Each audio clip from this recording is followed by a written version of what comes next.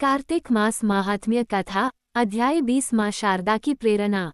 स्वयं सहाय। कार्तिक महात्म का लिखूं। ये 20वां अध्याय। अब राजा पृथु ने पूछा, हे देवर्षि नारद, इसके बाद युद्ध में क्या हुआ तथा वह दैत्य जलंधर किस प्रकार मारा गया, कृपया मुझे वह कथा सुनाइए। नारद जी बोले, जब गिरिजा वहां से अदृश्य हो गई और गंधर्वी माया भी विलीन हो गई, तब भगवान वृषभध्वज चैतन्य हो गए। उन्होंने लौकिकता व्यक्त करते हुए बड़ा क्रोध किया और विस्मित मना जलंधर से युद्ध करने लगे।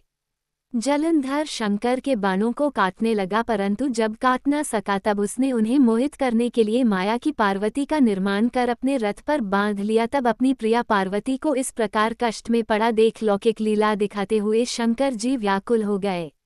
शंकर जी ने भयंकर रौद्र रूप धारण कर लिया। अब उनके रौद्र रूप को देख कोई भी दैत्य उनके सामने खड़ा होने में समर्थ न हो सका और सब भागने छिपने लगे। यहाँ तक कि शुंभ निशुंभ भी समर्थ न हो सके।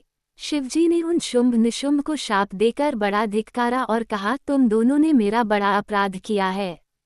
तुम युद्ध से भागते हो, भागते को मारना पाप है। इससे मैं तुम्हें अब नहीं मारूंगा, परंतु गौरी तुमको अवश्य मारेगी। शिवजी के कहने पर सागर पुत्र जलंधर क्रोध से अग्नि के समान प्रज्वलित हो उठा।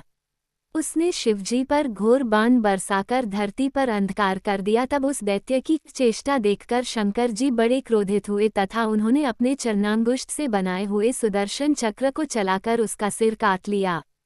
एक प्रचंड शब्द के साथ उसका सिर पृथ्वी पर गिर पड़ा और अंजन पर्वत के समान उसके शरीर के 2 खंड हो गए। उसके रुधिर से संग्राम भूमि व्याप्त हो गई। शिवाज्ञा से उसका रक्त और मांस महारौरव में जाकर रक्त का कुंड हो गया तथा उसके शरीर का तेज निकलकर शंकर जी में वैसे ही प्रवेश कर गया जैसे वृंदा का तेज गौरी के शरीर में प्रविष्ट हुआ था। जलंधर को मरा देख देवता और सब गंधर्व प्रसन्न हो गए। माँ शारदा की प्रेरणा। स्वयं सहाय। जय विष्णु भगवान।